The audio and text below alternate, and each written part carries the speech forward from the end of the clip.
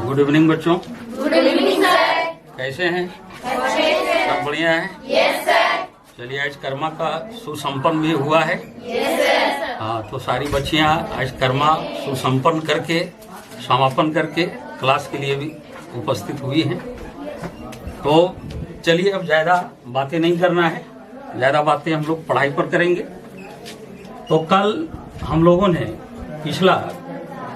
पिछला दिन हम लोगों ने कोऑर्डिनेट ज्योमेट्री का पार्ट टू को किया था, जिसमें मेरा समद्विबाहु त्रिभुज तक का हो गया था कि डिस्टेंस फॉर्मूला अप्लाई करके हम कैसे पहचान करेंगे कि दिया गया त्रिभुज समद्विबाहु त्रिभुज है। अब हम लोग को इसी कड़ी में हम लोग को आगे जानना है कि समबाहु त्रिभुज इक्विलेटरल ट्रायंगल की पहचान हम कैसे करेंगे। तो आप लोग को पता है, समबाहु त्रिभुज की बेसिक बातें आप जान रहे हो।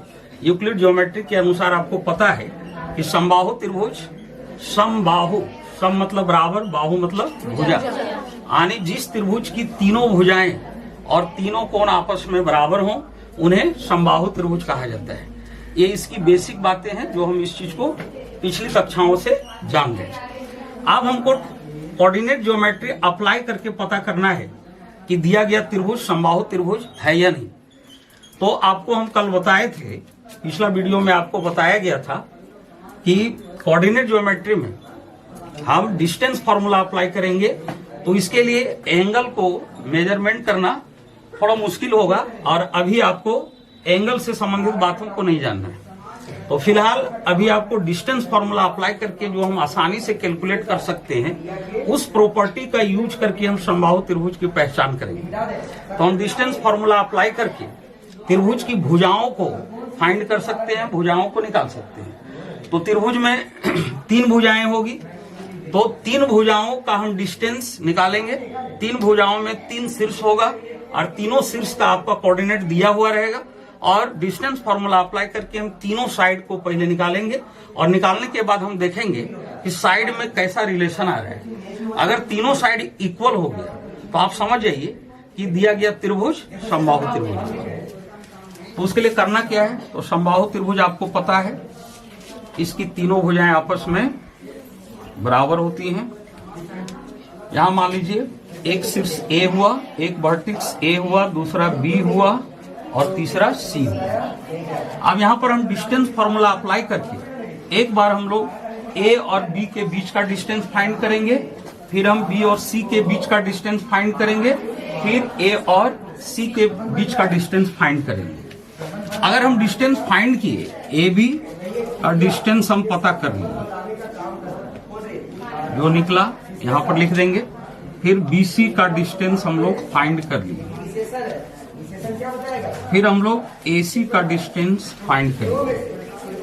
अगर ये तीनों डिस्टेंस निकालने के बाद अगर ये तीनों डिस्टेंस इक्वल हो जाए, A B equal to B C equal to A C, अगर ये तीनों साइड इक्वल हो जाए तो हमको पता चल जाएगा कि दिया गया त्रिभुज एक समबाहु त्रिभुज है, यानी इक्विलेटरल ट्रायंगल है। अगर तीनों साइड इक्वल हो जाए तो ये समबाहु त्रिभुज की पहचान हो गई। तो आप इस प्रॉपर्टी का यूज करके अगर क्वेश्चन आपका दिया रहेगा समबाहु त्रिभुज की पहचान करने के लिए, तो आप इजीली पहचान कर सकते हो। तो चलिए, अब हम लोग नेक्स्ट आते हैं। ये समबाहु त्रिभुज की पहचान हो गया, इसके लिए आपका तीनों साइड इक्वल होना चाहिए। अब हम लोग त्रिभुज के अन्य टाइप जो हैं उसकी पहचान कैसे होगी, अब इस चीज को हम लोग जानेंगे। तो अब हम लोग विषमबाहु त्रिभुज की पहचान करेंगे। तो विषमबाहु त्रिभुज के बारे में आपको बेसिक बातें पता होगी। विषमबाहु त्रिभुज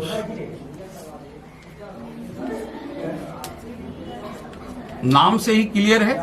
विषम बाहु, विषम मतलब एक भी बराबर नहीं, बाहु मतलब भुजा, सम मतलब बराबर, लेकिन विषम मतलब असमान होता है। तो विषम बाहु त्रिभुज, तो हम लोग इसकी बेसिक बातें जानते हैं कि जिस त्रिभुज की एक भी भुजा और एक भी कोण आपस में बराबर ना हो। मतलब इसमें तीनों भुजाएं अलग अलग माप की होंगी और तीनों कोण भी अलग अलग माप का होगा, तब वो मेरा कहलाएगा विषमबाहु त्रिभुज कहलाएगा। तो यहां हमको कोण से मतलब नहीं है, क्योंकि डिस्टेंस फार्मूला से सिर्फ हम साइड का मेजरमेंट कर सकते हैं। तो कोऑर्डिनेट ज्योमेट्री में डिस्टेंस फार्मूला अप्लाई करके हम साइड निकालेंगे।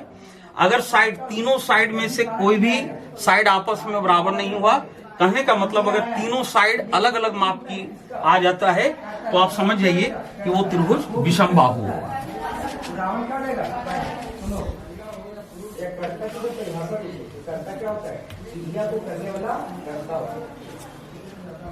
अब डिस्टेंस फॉर्मूला अप्लाई करके एक बार हम ए बी निकालेंगे,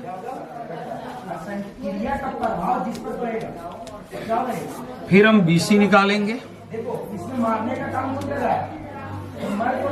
फिर हम ए सी निकालेंगे और फिर देखेंगे कि ये तीनों साइड अगर अलग अलग माप का है, यानी आपस में बराबर नहीं है, A B is not equal to B C is not equal to A C. अगर तीनों साइड अलग अलग माप की हो यानी आपस में बराबर ना हो तो दिया गया त्रिभुज मेरा विषमबाहु त्रिभुज होगा। तो इस तरह से हम विषमबाहु त्रिभुज की भी पहचान कर लेंगे, उसको आइडेंटिफाई कर लेंगे। तो ये विषमबाहु त्रिभुज की पहचान हुआ। क्या समझ में आई बात? Yes sir. आगे बढ़ा जाए? Yes sir. तो चलिए अब त्रिभुज का और भी जो टाइप है थोड़ा उस पर हम लोग देखेंगे कि उसकी पहचान कैसे होगी। तो फिर अब हम लोग एक समबाहु त्रिभुज की पहचान करेंगे। सॉरी, समबाहु नहीं, समबाहु का पहचान हो गया है, समकोण त्रिभुज की पहचान करेंगे। तो देखिए समकोण त्रिभुज की पहचान कैसे होगी, हम कैसे जानेंगे कि जो ट्रायंगल दिया हुआ है या जो तीन शीर्ष दिए हुए हैं, तीन शीर्ष का जो कोऑर्डिनेट दिया हुआ है, वो तीनों शीर्ष को अगर आपस में मिलाया जाएगा, तीनों शीर्ष बिंदु को, तो मिलाने के बाद जो ट्रायंगल बनेगा वो एक समकोण त्रिभुज होगा, यानी राइट एंगल ट्रायंगल। इस चीज को हम कैसे जानेंगे?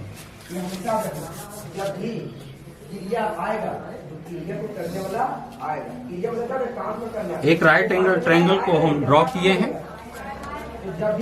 अभी हम इसको राइट एंगल ट्रायंगल नहीं मान रहे, अभी सिंपली हम इसको एक ट्रायंगल मान रहे हैं, अभी राइट एंगल नहीं मान रहे। अभी हमको राइट एंगल ट्रायंगल का आइडेंटिफाई करना है कि ये होगा या नहीं। इसको आइडेंटिफाई करने के लिए आपको पता है पाइथागोरस थ्योरम आप जानते हैं कि किसी समकोण त्रिभुज में कर्ण का वर्ग अन्य दो भुजाओं के वर्गों के योग के बराबर होता है।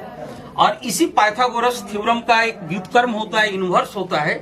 और उस इन्वर्स में क्या है कि यदि किसी त्रिभुज में एक भुजा का वर्ग अन्य दो भुजाओं के वर्गों के योग के बराबर हो तो पहली भुजा के सामने का कोण समकोण होता है और इस प्रकार वह त्रिभुज समकोण त्रिभुज हो जाता है। तो समकोण त्रिभुज को आइडेंटिफाई करने के लिए हमको पाइथागोरस प्रमेय के विलोम, इनवर्स ऑफ पाइथागोरस थ्योरम का अप्लाई करना होगा। तो उसके लिए करना क्या है? उसके लिए हमको ये तीन साइड डिस्टेंस फॉर्मूला अप्लाई करके ये तीन साइड का हम वैल्यू निकाल लेंगे, ये तीन साइड का मेजरमेंट कर लेंगे डिस्टेंस फॉर्मूला के द्वारा। तो सबसे पहले हम क्या करेंगे?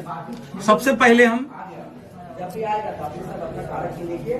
ए बी डिस्टेंस फॉर्मूला अप्लाई करके ए बी निकाल लेंगे, फिर डिस्टेंस फॉर्मूला अप्लाई करके हम बी सी निकाल लेंगे और फिर डिस्टेंस फॉर्मूला अप्लाई करके ए सी निकाल लेंगे।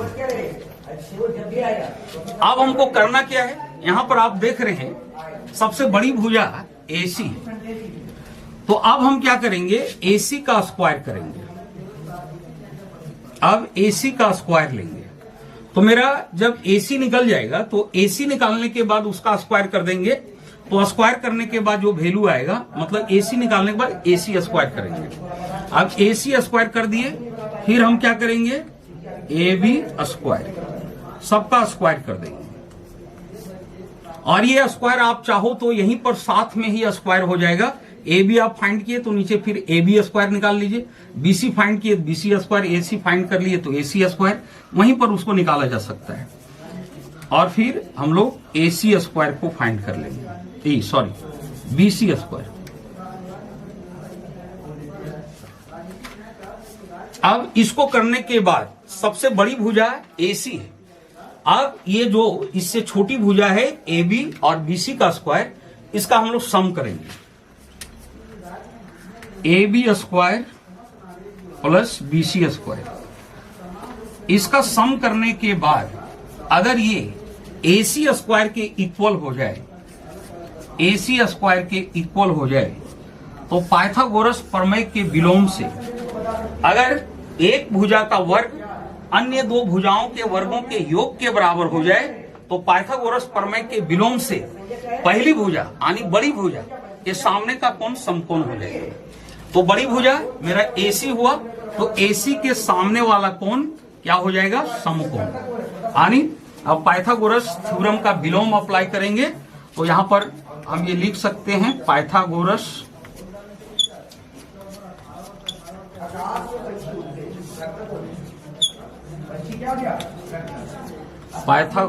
प्रमेय के विलोम से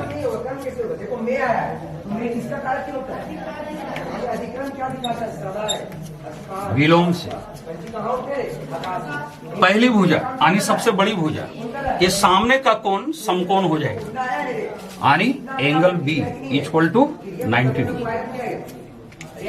अब पहली भुजा के सामने का कोण बड़ी भुजा के सामने का कोण समकोण हो गया, तो ट्रायंगल ABC बताइए कौन सा ट्रायंगल होगा?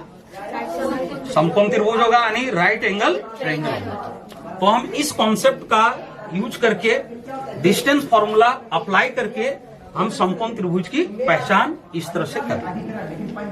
समझ में आई बात सबको? Yes sir. चलिए नोट कीजिए, राइट डाउन। चलिए हो गया, राइट डाउन या स्क्रीनशॉट ले लीजिए।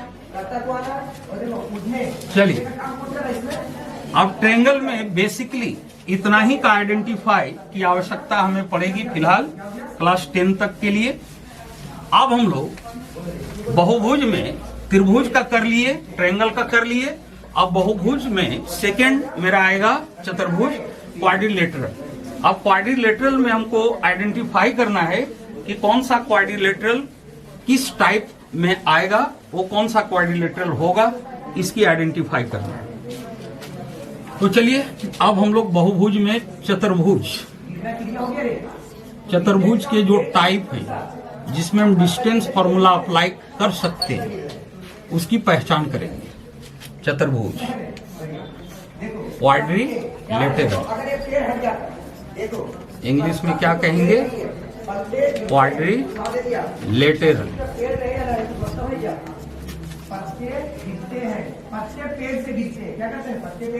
अब क्वाड्रिलेटरल में सबसे पहले हम समांतर चतुर्भुज का आइडेंटिफाई करेंगे। तो समांतर चतुर्भुज आपको पता है कि कोई भी चतुर्भुज बनाने के लिए हमको 4 शीर्ष की आवश्यकता होती है। इसकी बेसिक बातें आपको पता है। चतुर्भुज का डिफिनेशन आप जानते हैं कि चतुर्भुज में 4 भुजाएं होती हैं, 4 शीर्ष होते हैं, 4 कोण होते हैं एवं 2 विकर्ण होते हैं, 2 डायगोनल होता है। तो चतुर्भुज बनाने के लिए हमको 4 शीर्ष की आवश्यकता होगी, 4 वर्टिसेस चाहिए और 4 वर्टिसेस का कोऑर्डिनेट आपका क्वेश्चन में दिया रहेगा। चारों शीर्ष बिंदु का निर्देशांक आपका दिया रहेगा। अब निर्देशांक दिया है, हमको आइडेंटिफाई करना है कि वो जो चतुर्भुज है वो किस टाइप का चतुर्भुज है, कौन से टाइप में वो चतुर्भुज है। तो सबसे पहले हम इसमें समांतर चतुर्भुज की पहचान करेंगे।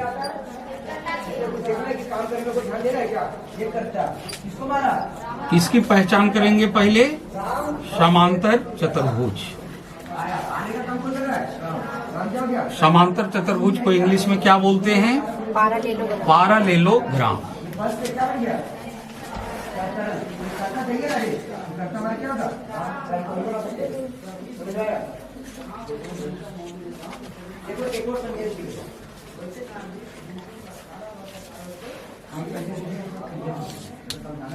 पैरेललोग्राम। अब देखिए समांतर चतुर्भुज की पहचान हम कैसे करेंगे।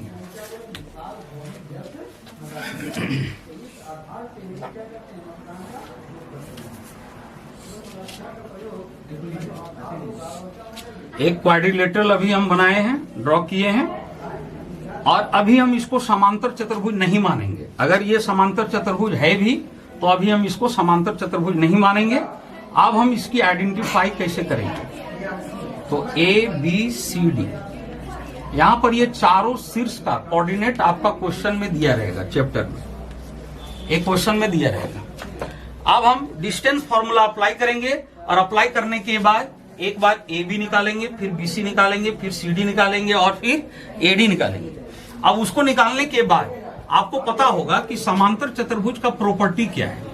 अब उस प्रॉपर्टी का हम यूज करेंगे और प्रॉपर्टी का यूज करने के बाद हम ये पता करेंगे कि ये जो चतुर्भुज बना चार शीर्ष से ए बी सी डी से, ये एक समांतर चतुर्भुज होगा। तो समांतर चतुर्भुज का प्रॉपर्टी में हम आप लोग को पिछली कक्षाओं में बताए थे कि इसकी जो प्रॉपर्टी होता है, प्रॉपर्टी में हम आपका 6-7 पॉइंट बताए थे, करीब 7 प्रॉपर्टी इसका है। तो 7 प्रॉपर्टी, पूरे प्रॉपर्टी यहां अप्लाई नहीं करेंगे हम कोऑर्डिनेट ज्योमेट्री में, क्योंकि पैरेललोग्राम के तो बहुत सारे प्रॉपर्टी होते हैं, लेकिन यहाँ सारे प्रॉपर्टी का यूज नहीं होगा। यूज वही होगा जिसमें डिस्टेंस फॉर्मूला अप्लाई किया जा सके। तो इसमें हम एंगल की भी बातें बताए थे आपको, तो एंगल वाली बातें यहाँ यूज हम नहीं करेंगे, सिर्फ साइड से रिलेटेड बातें यूज होगी। तो आपको पता है, आप जानते हो कि समांतर चतुर्भुज का जो प्रॉपर्टी है उसमें से एक प्रॉपर्टी है कि समांतर चतुर्भुज यानी पैरेललोग्राम में सम्मुख भुजाओं के प्रत्येक युग्म आपस में बराबर होते हैं। सम्मुख भुजा यानी अपोजिट साइड। तो ए बी का सम्मुख कौन होगा? सी डी, और ए डी का सम्मुख कौन होगा? B C. अगर A B equal to C D हो जाए and A D equal to B C हो जाए, तो कहने का मतलब सम्मुख भुजा इसका बराबर हो जाए। अब सम्मुख भुजा तो और भी क्वाड्रिलेटरल के बराबर होते हैं। अब सम्मुख भुजा आपका आयत यानी रेक्टेंगल में भी बराबर होता है, तो वहां भी सम्मुख भुजा बराबर होगा और यहाँ भी सम्मुख भुजा बराबर होगा। तो फिर आइडेंटिफाई कैसे होगा?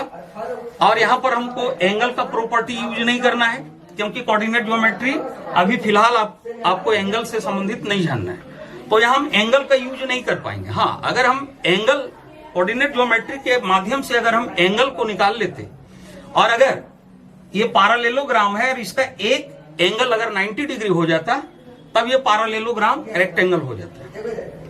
तो यहाँ पर बातें ये है कि यहाँ सम्मुख भुजा अगर हम बराबर करते हैं तो सम्मुख भुजा आयत का भी बराबर होता है, जबकि हम एंगल का यूज नहीं करेंगे यहाँ पर। तो एंगल का जब यूज नहीं होगा, अगर एंगल हम निकाल सकते तब इसका अगर एंगल पता कर लेते, अगर कोई भी एक एंगल 90 डिग्री हो जाता तब ये आयत हो जाता, रेक्टेंगल हो जाता। तब अब हमको क्या करना पड़ेगा? अब क्या करना पड़ेगा? समांतर चतुर्भुज और आयत दोनों में सम्मुख भुजाएं बराबर होती हैं, तो पता कैसे चलेगा? तो पता करेगा कौन? विकर्ण करेगा, डायगोनल पता करेगा। तो अब हम क्या करेंगे कि अगर हम चारों साइड निकाल लिए और चारों साइड निकालने के बाद अगर सम्मुख भुजा का प्रत्येक युग्म बराबर हो गया, ए बी डी सी के बराबर हो गया और ए डी बी सी के बराबर हो गया, तब हम क्या करेंगे? इसका डायगोनल निकालेंगे, इसका विकर्ण निकालेंगे। तो एक विकर्ण ये हुआ और दूसरा विकर्ण ये हुआ। अब बताइए, समांतर चतुर्भुज के विकर्ण में क्या संबंध होता है? क्या समांतर चतुर्भुज के विकर्ण आपस में बराबर होते हैं, इक्वल होते हैं? नहीं होते हैं। तब हम क्या करेंगे? चारों साइड हम निकाल लेंगे और चारों साइड निकालने के बाद अगर सम्मुख भुजा बराबर हो गया तो फिर हम विकर्ण निकालेंगे। अगर विकर्ण बराबर नहीं हुआ तब वो समांतर चतुर्भुज हो जाएगी, और अगर सम्मुख भुजा बराबर है और उसके साथ साथ विकर्ण भी बराबर है, डायगोनल भी इक्वल है, तो आप समझ जाइए कि वो एक आयत होगा। सिर्फ इतना ही अंतर है, डायगोनल ही आपको अंतर करेगा, डायगोनल ही क्लियर करेगा कि वो समांतर चतुर्भुज है या आयत है। क्योंकि सम्मुख भुजा तो दोनों में बराबर होता है, लेकिन समांतर चतुर्भुज में डायगोनल बराबर नहीं होते हैं, किंतु आयत में होते हैं। तो इसको हम जांचने के लिए क्या होगा, यहाँ कौन सा प्रॉपर्टी हम अप्लाई करेंगे? तो पहला प्रॉपर्टी हम अप्लाई करेंगे, सम्मुख भुजा बराबर होता है या नहीं, ये देखेंगे। तो ए बी का सम्मुख भुजा कौन होगा? C D. उसके बाद एंड ए डी का सम्मुख भुजा A D equal to B C. अगर ये सम्मुख भुजा मेरा बराबर हो गया तब हम क्या करेंगे? फिर हम डायगोनल निकालेंगे। ये आपका साइड हो गया,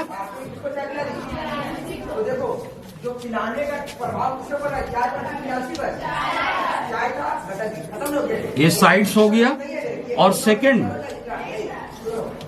अब हम डायगोनल निकालेंगे, वो भी डिस्टेंस फॉर्मूला अप्लाई करके। डिस्टेंस फॉर्मूला अप्लाई करके जिस तरह हम ए बी निकाले हैं उसी तरह क्या निकालेंगे, ए सी। वो सेकेंड है कि अगर डायगोनल इक्वल हो जाए ए सी इक्वल टू बी डी हो जाए तो ये आपका हो गया डायगोनल। मैंने धोबी को कपड़ा धोने के लिए दिया, ये डायगोनल। कपड़े में धो जाएगा। तो इसमें क्या होगा, क्या डायगोनल इक्वल होगा कि इक्वल नहीं होगा? डायगोनल इक्वल नहीं होगा तो यहां हम क्या कर देंगे, नॉट इक्वल टू। और अगर ये प्रॉपर्टी के साथ अगर डायगोनल इक्वल हो जाए तब वो क्या हो जाएगा, तब वो आयत हो जाएगा। तो अगर सम्मुख भुजा बराबर हो किंतु डायगोनल बराबर नहीं हो तो वो आपका समांतर चतुर्भुज हो जाएगा। तो इस तरह से हम समांतर चतुर्भुज की पहचान कर लेंगे डिस्टेंस फॉर्मूला अप्लाई करके। चलिए, सबको बात समझ में आई? कोई प्रॉब्लम? चलिए अब हम लोग आगे आइडेंटिफाई करेंगे। अब समांतर चतुर्भुज के बाद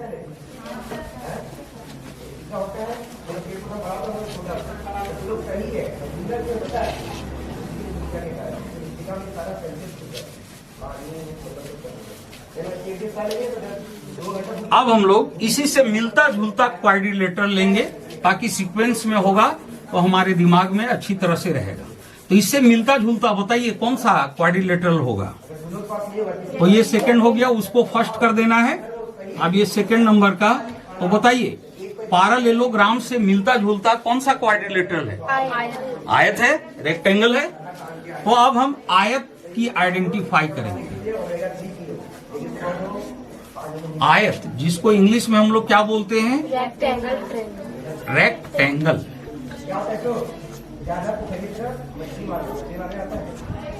क्या बोलेंगे, रेक्टेंगल। अब इसकी आइडेंटिफाई कैसे होगा? तो अभी हम फिगर ड्रॉ कर रहे हैं आयत के जैसा ही, लेकिन अभी हम आयत मानेंगे नहीं, आयत के जैसा ही ड्रॉ कर दे रहे हैं।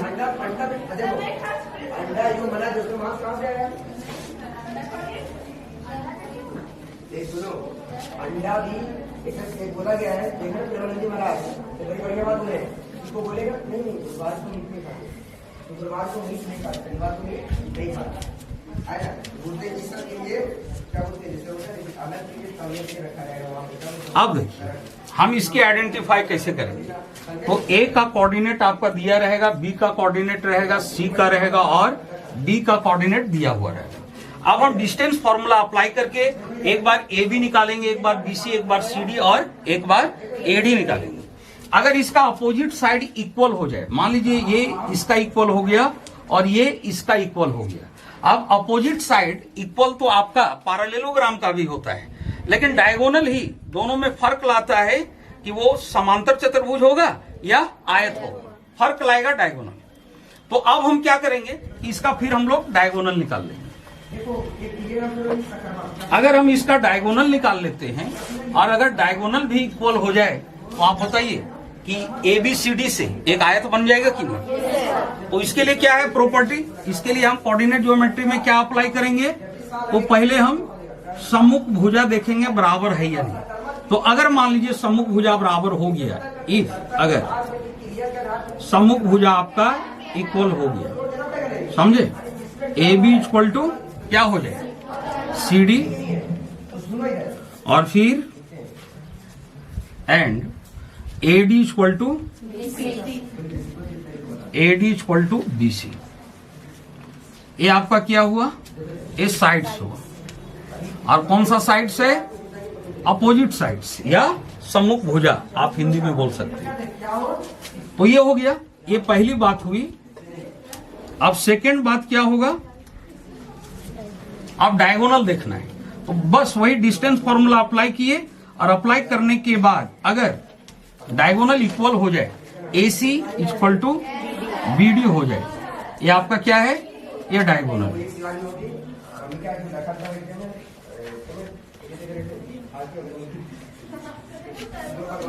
तो अगर सम्मुख भुजा बराबर है और सम्मुख भुजा के साथ साथ अगर डायगोनल भी बराबर है तो आपका ए बी सी डी से एक आयत बन जाएगा। मतलब ये जो दिया हुआ क्वाड्रिलेटरल है एक आयत हो जाएगा, रेक्टेंगल हो जाएगा। समझ में आई बात? Yes sir. चलिए अब आगे बढ़ा जाए। अब आगे देखिए,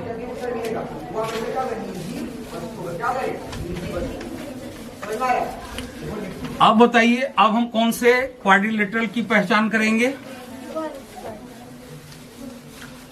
सीक्वेंस के अनुसार समचतुर्भुज की पहचान पहले करेंगे। अच्छा, एक चीज और है, रेक्टेंगल की पहचान आइडेंटिफाई हम एक तरह से और कर सकते हैं। रेक्टेंगल की पहचान एक तरह से और कर सकते हैं, और वो एंगल के माध्यम से। तो थोड़ा सा एक उसका भी आइडेंटिफाई देख लीजिए।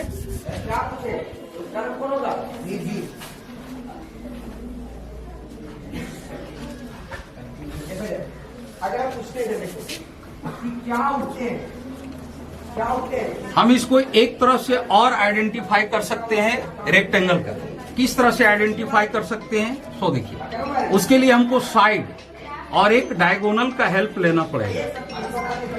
अब मान लीजिए हम चारों साइड निकाल लिए और ये बातें हो गई। कौन सी बातें? सम्मुख भुजा बराबर हो गई AB इक्वल टू CD, और फिर AD, AB equal to CD, और फिर AD इक्वल टू BC। अगर अपोजिट साइड इक्वल होगी, तो उड़ना क्या हो गया? साइड्स हो गया, और एक हम डायगोनल निकाल लेंगे AC। अरे क्रिया आया है तो क्या? यहाँ हम चारों साइड निकाल लेंगे। चारों साइड निकालने के बाद ही ये बात पता चलेगा कि सम्मुख भुजा बराबर है या नहीं, अपोजिट साइड इक्वल है या नहीं। इसलिए आपको चारों साइड डिस्टेंस फॉर्मूला अप्लाई करके पहले निकाल लेना है, और निकालने के बाद अगर ये रिलेशन आया भुजाओं में, तो आप क्या करो, एक और विकर्ण निकाल लीजिए। तो एक विकर्ण हम AC निकाल लेंगे। AC को फाइंड कर लिए। अब हम क्या करेंगे, अब हम AC का स्क्वायर करेंगे। AC का स्क्वायर करेंगे, AC जो हम निकालेंगे उसका स्क्वायर करेंगे। उसका स्क्वायर करने के बाद उसका वैल्यू लिखेंगे। फिर हमने जो AB और BC निकाला है, इसका स्क्वायर करेंगे। एक बार हम इसका स्क्वायर करेंगे, एक बार इसका स्क्वायर करेंगे, और एक बार इसका स्क्वायर करेंगे। यहाँ पर आपको देख लेना, यहाँ पर एक ट्रायंगल बन रहा है। तो जब ये ट्रायंगल बन रहा है, तो एक बार इस डायगोनल जो हम फाइंड किए हैं उसका स्क्वायर करेंगे, फिर इसका करेंगे, और फिर इसका करेंगे। अब यहाँ पर आप डायगोनल देख रहे हो, ये सबसे लंबी साइड है, सबसे बड़ी साइड है। तो AC स्क्वायर अलग छोड़ देंगे, और ये जो AB स्क्वायर और BC स्क्वायर जो हम यहाँ पर स्क्वायर फिर करेंगे चारों साइड निकालने के बाद, तो AB स्क्वायर कर लेंगे, और फिर क्या कर लेंगे, BC स्क्वायर। अब हम AB स्क्वायर और BC स्क्वायर को ऐड कर देंगे। ये जो छोटा पार्ट है इसको ऐड कर देंगे, डायगोनल सबसे बड़ा हुआ, तो AB स्क्वायर और BC स्क्वायर को हम ऐड करेंगे। तो AB square plus BC square AC square के इक्वल हो जाए, तो आप बताओ कि अगर AB square plus BC square AC square के इक्वल हो जाए, तो यहाँ कौन सा थ्योरम अप्लाई होगा? यहाँ कौन सा थ्योरम अप्लाई होगा? पाइथागोरस थ्योरम का विलोम अप्लाई होगा, इनवर्स ऑफ पाइथागोरस थ्योरम। तो पाइथागोरस थ्योरम क्या कहता है कि किसी त्रिभुज में, किसी ट्रायंगल में एक भुजा का वर्ग अन्य दो भुजाओं के वर्गों के योग के बराबर हो, तो पहली भुजा के सामने का कोण समकोण होगा, यानी बड़ी भुजा के सामने का कोण समकोण होगा। तो अगर ये बातें होगी, तो फिर यहाँ पर पाइथागोरस प्रमेय के विलोम से क्या हो जाएगा? बड़ी भुजा कौन है? बड़ी भुजा के सामने का कोण समकोण हो जाएगा। तो पाइथागोरस प्रमेय से, तो यहाँ पर बड़ी भुजा कौन हुआ इस ट्रायंगल का? तो बड़ी भुजा AC हुआ, और AC square equal to AB square plus BC square है।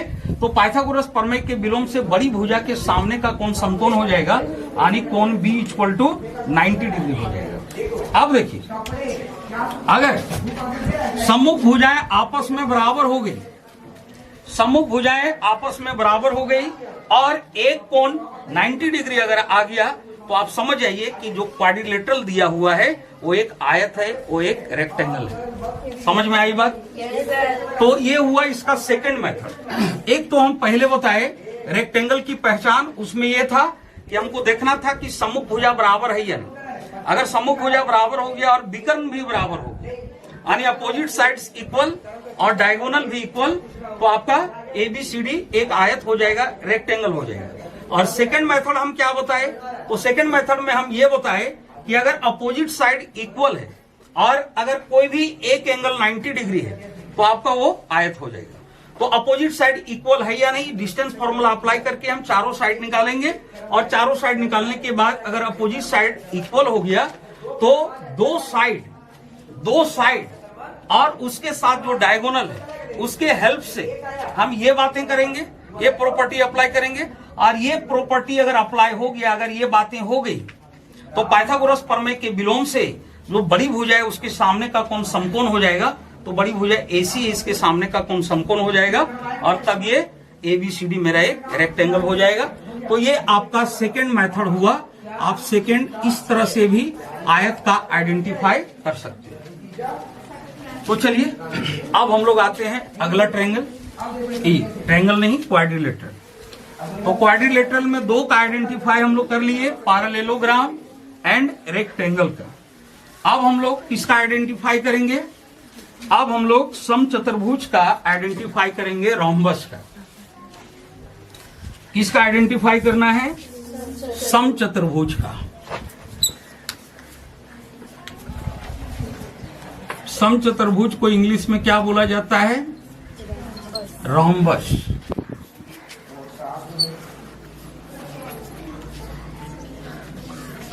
इसको रोम्बस बोला जाता है। अब इसकी आइडेंटिफाई हम कैसे करेंगे, तो आपको इसकी बेसिक बातें पता होगा। तो इसकी बेसिक बातें क्या है समचतुर्भुज में, तो समचतुर्भुज एक ऐसा समांतर चतुर्भुज है जिसकी चारों भुजाएं आपस में बराबर होती हैं। चारों भुजा आपस में बराबर होता है किंतु प्रत्येक कोण इसका 90 डिग्री नहीं होता है, समकोण नहीं होता है, समझिए। तो इसकी चारों भुजाएं बराबर होती हैं और विकर्ण इसका जो डायगोनल होता है ये डायगोनल बराबर नहीं होता है। डायगोनल सिर्फ करता क्या है, समकोण पर समद्विभाजित करता है, 90 डिग्री के एंगल पर बाइसेक्ट करता है टू ईच अदर। तो समचतुर्भुज, अब हम कोऑर्डिनेट ज्योमेट्री से इसकी आइडेंटिफाई कैसे करेंगे, तो इसकी आइडेंटिफाई करने के लिए हमको करना क्या है, चारों साइड निकालना है। अगर चारों साइड इक्वल हो गया फिर हम डायगोनल निकालेंगे। अगर चारों साइड इक्वल हुआ किंतु डायगोनल इक्वल नहीं हुआ, समझ गए, तो आपका ABCD एक रोम्बस हो जाएगा। तो रोम्बस में चारों साइड इक्वल होगा लेकिन इसमें जो एंगल बनेगा वो 90 डिग्री का एंगल नहीं होगा।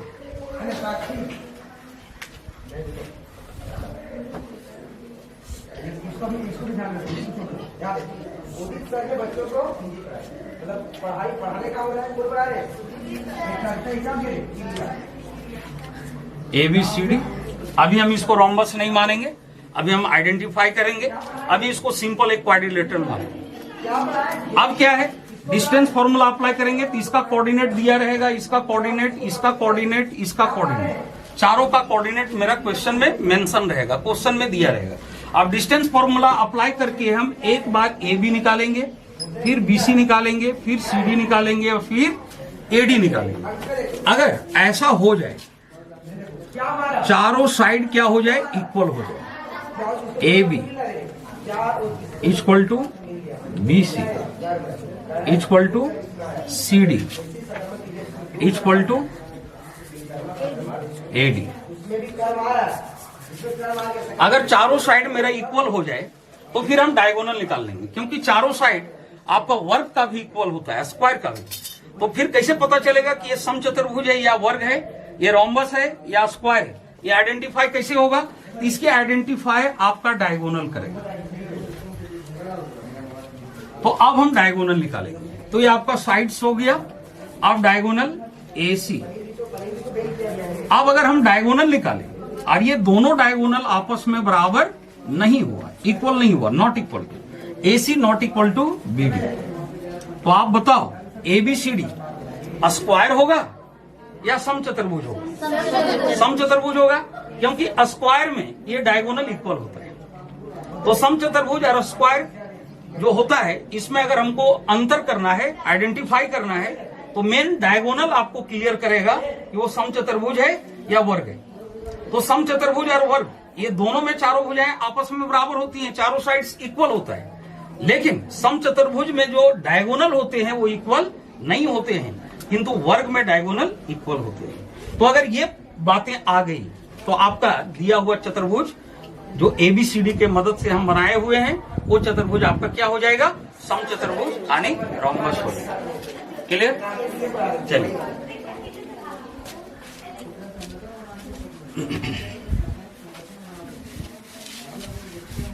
अब देखिए, इसको आइडेंटिफाई करने का एक तरीका और होता है, लेकिन उस तरीके में आपका डिस्टेंस फॉर्मूला अप्लाई नहीं होता है। वो तरीका क्या है कि यहां पर जो विकर्ण होता है एक दूसरे को समद्विभाजित करता है, बाइसेक्ट करता है। तो उसको आइडेंटिफाई करने के लिए अगर मान लीजिए इस जगह आपका एक पॉइंट है O, अगर AO इक्वल टू CO हो जाए और BO इक्वल टू DO हो जाए, तब क्या होगा कि ये मिड पॉइंट पर आ जाएगा। तो मिड पॉइंट पर आ जाएगा, दैट मीन्स ये दोनों डायगोनल एक दूसरे को परस्पर क्या कर रहा है, बाइसेक्ट कर रहा है, bisect to each other, bisect हो रहा है। लेकिन यहां पर क्या है कि डिस्टेंस फॉर्मूला से हम O का कोऑर्डिनेट नहीं निकाल पाएंगे। तो इसका आइडेंटिफाई करने के लिए आप अगला जो हम मटेरियल बताएंगे, इसका अगला एक्सरसाइज के लिए बताएंगे, तो वहां पर आप मिड पॉइंट का कोऑर्डिनेट निकालने के लिए सीखोगे और वो सेक्शन फॉर्मूला से निकलेगा, बाई सेक्शन फॉर्मूला। तो अभी हम लोग चूंकि सेक्शन फॉर्मूला का पार्ट ये मेरा नहीं है, पहले एक्सरसाइज जो है ये डिस्टेंस फॉर्मूला पर बेस्ड है, अगला एक्सरसाइज जो है वो सेक्शन फॉर्मूला पर बेस्ड है। तो यहां हम चूंकि जो पढ़ रहे हैं, मेरा जो हेडिंग था प्रीवियस क्लास में, मेरा हेडिंग था कि एप्लीकेशंस ऑफ डिस्टेंस फॉर्मूला। तो डिस्टेंस फॉर्मूला का अप्लाई करके हम क्या क्या चीजों को पता कर सकते हैं, जान सकते हैं, उसके लिए ये बातें थी।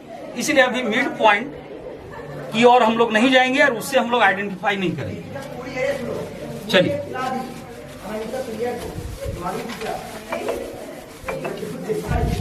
अब अगला ट्रायंगल नहीं, क्वाड्रिलेटरल। तो अगला क्वाड्रिलेटरल मेरा क्या है, वर्ग है, जो समचतुर्भुज से थोड़ा मिलता जुलता है।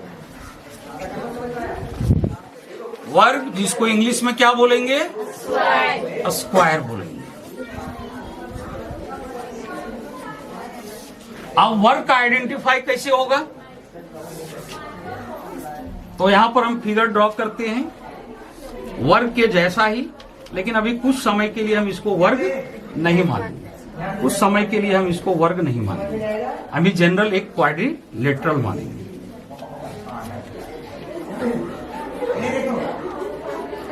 अब इसमें भी वही बातें करना है, डिस्टेंस फॉर्मूला अप्लाई करके चारों साइड हम फाइंड कर लेंगे। अगर चारों साइड हम फाइंड किए और चारों इक्वल हो गए, AB equal to BC equal to CD equal to AD, अगर ये चारों साइड इक्वल हो गया तो अब हम क्या करेंगे, इसका डायगोनल पता करेंगे, इसका डायगोनल पता करेंगे। तो अब डायगोनल निकालेंगे। अगर डायगोनल भी इक्वल हो गया, AC इक्वल टू BD, अगर ये भी इक्वल हो गया, तब आपका ABCD क्या हो जाएगा, रोम्बस होगा या स्क्वायर होगा, स्क्वायर होगा। तो बताइए, रोम्बस और स्क्वायर को जो डिफरेंशिएट किया वो कौन किया, वो डायगोनल किया, क्योंकि रोम्बस में भी चारों साइड इक्वल थे किंतु डायगोनल इक्वल नहीं था। और स्क्वायर में क्या होगा, चारों साइड के साथ साथ आपका डायगोनल भी इक्वल होगा। तो अगर चारों साइड और डायगोनल इक्वल हो गया तो आप समझ जाइए कि ABCD से एक स्क्वायर बनेगा, एक वर्ग बनेगा। समझ में आई बात? अब चतुर्भुज में ये चार चतुर्भुज का ही आइडेंटिफाई हमको करना है, ये चार क्वाड्रिलेटरल का ही करना है, जो डिस्टेंस फॉर्मूला अप्लाई करके आसानी से हो सकता है। ये चार क्वाड्रिलेटरल है। तो पहला हो गया आपका समांतर चतुर्भुज, पैरेललोग्राम, सेकंड आपका हो गया आयत, रेक्टेंगल, और थर्ड हो गया समचतुर्भुज, रोम्बस, और आपका फोर्थ हो गया वर्ग यानी स्क्वायर। अब और क्या क्या बचा मेरा क्वाड्रिलेटरल, तो उसके आइडेंटिफाई के लिए हम मतलब डिस्टेंस फॉर्मूला को अप्लाई करके उसका आइडेंटिफाई नहीं कर पाएंगे। जैसे कि मान लीजिए एक होता है समलंब चतुर्भुज, ट्रेपीजियम। तो ट्रेपीजियम का डिफिनेशन है कि सम्मुख भुजाओं का एक युग्म समांतर होता है, पैरेलल, और दूसरा युग्म असमांतर होता है, नॉन पैरेलल होता है। तो समांतर क्या डिस्टेंस फॉर्मूला अप्लाई करके हम समांतर ला सकते हैं क्या? डिस्टेंस फॉर्मूला से सिर्फ दूरी ही ला सकते हैं, तो उसे हम साइड ही फाइंड कर सकते हैं, पैरेलल तो फाइंड नहीं कर सकते हैं। तो कहने का मतलब डिस्टेंस फॉर्मूला अप्लाई करके ये 4 तरह के क्वाड्रिलेटरल को ही हम बेसिकली पहचान कर सकते हैं। अब यहाँ पर ये स्क्वायर का आइडेंटिफाई करने का एक और मेथड होगा, और वो जो मेथड हम आपको बताए थे रेक्टेंगल में, सेम वही मेथड है। तो उसके लिए क्या है, एक और मेथड, अगर मान लीजिए चारों साइड आपका इक्वल हो गया, ये तो अप्लाई हो गई, ये बात अप्लाई हो गई, चारों साइड इक्वल हो गया, तो आप एक डायगोनल निकाल लो, और डायगोनल तो आप निकाले ही हो। करना क्या है, सिर्फ आपको ये करना है कि AC स्क्वायर कीजिए, AC स्क्वायर का वैल्यू निकाल लिए। अब फिर हम क्या करेंगे, AB तो मेरा निकला हुआ है, उसका स्क्वायर कर देंगे, AB स्क्वायर कर देंगे, और फिर क्या कर देंगे, फिर हम BC स्क्वायर कर देंगे। यहां देख लीजिए, एक ट्रायंगल में जहां ये तीनों साइड कवर हो रहा है उसको पकड़ना है, तो AC स्क्वायर, तो AC स्क्वायर और फिर AB स्क्वायर और BC स्क्वायर किस ट्रायंगल में कवर कर रहा है, इस ट्रायंगल में, ट्रायंगल ABC।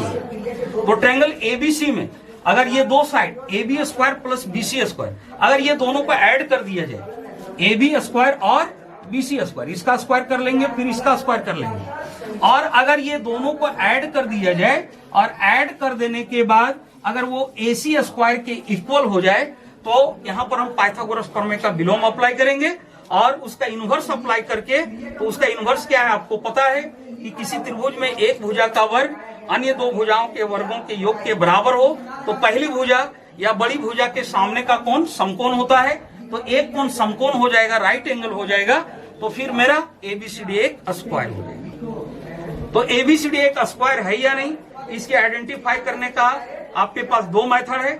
आप एक बार चारों साइड निकालिए, और अगर चारों साइड्स इक्वल हो गया तो फिर आप डायगोनल निकालिए, और डायगोनल भी इक्वल हो गया तो ABCD आपका एक स्क्वायर हो जाएगा, ABCD इज अ स्क्वायर। और एक मेथड हो गया कि आप चारों साइड निकालिए, और चारों साइड निकालने के बाद अगर चारों साइड इक्वल हो गया तो फिर एक डायगोनल लीजिए, और उस डायगोनल से जो ट्रायंगल बन रहा है उसके जो दो साइड्स हैं, दो साइड्स के स्क्वायर का सम कीजिए, और वो स्क्वायर का सम अगर डायगोनल के स्क्वायर के इक्वल हो जाए तो पाइथागोरस प्रमेय का विलोम अप्लाई करेंगे, और अप्लाई करने के बाद एक कोण मेरा 90 डिग्री हो जाएगा, 90 डिग्री हो जाएगा, तो फिर इससे भी हम पता कर लेंगे कि ABCD एक स्क्वायर है।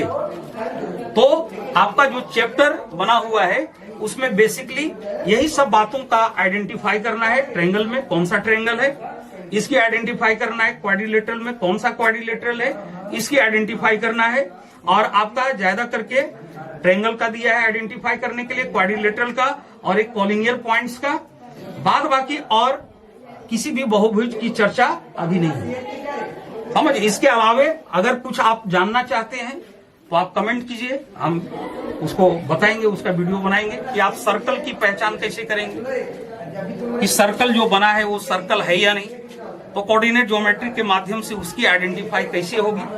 लेकिन बेसिकली अभी आपको इतनी ही बातों को जानना है। कितना टाइम, चलिए बच्चों, तो यहाँ तक आप लोग को समझ में आ गया। डिस्टेंस फॉर्मूला हम कहाँ कहाँ अप्लाई कर सकते हैं, और डिस्टेंस फॉर्मूला को अप्लाई करके हम कौन कौन सी बातों को प्रूफ कर सकते हैं, किसको किसको आइडेंटिफाई कर सकते हैं, और इस चीज का यूज अब आपका चैप्टर में होगा। और इतना मटेरियल से आप एक्सरसाइज, इसका जो पहला एक्सरसाइज है शायद कितना है 7.1, तो 7.1 को आप इजीली आसानी से क्लियर कर सकते हैं। तो चलिए, वीडियो थोड़ा लंबा हो रहा है, तो आज क्लास को हम यही एंड करते हैं, और फिर इसका अगला पार्ट बहुत जल्द ही अपलोड किया जाएगा। तो सभी बच्चे बने रहिए, देखते रहिए, चैनल में विजिट करते रहिए, समझिए। और कहीं भी आपको प्रॉब्लम आता है, किसी तरह का कोई दिक्कत है समझने वगैरह में, तो आप कमेंट कीजिए, कमेंट करने के बाद उस चीज पर सुधार किया जाएगा। तो चलिए, खुश रहिए, स्वस्थ रहिए, और मन लगा के पढ़िए, और अपना अपना जो एम है उस एम को टारगेट करते हुए मेहनत कीजिए, और मेहनत करने के बाद खूब लगन से पढ़ाई कीजिए। तो चलिए, आज यहीं तक। जय हिंद।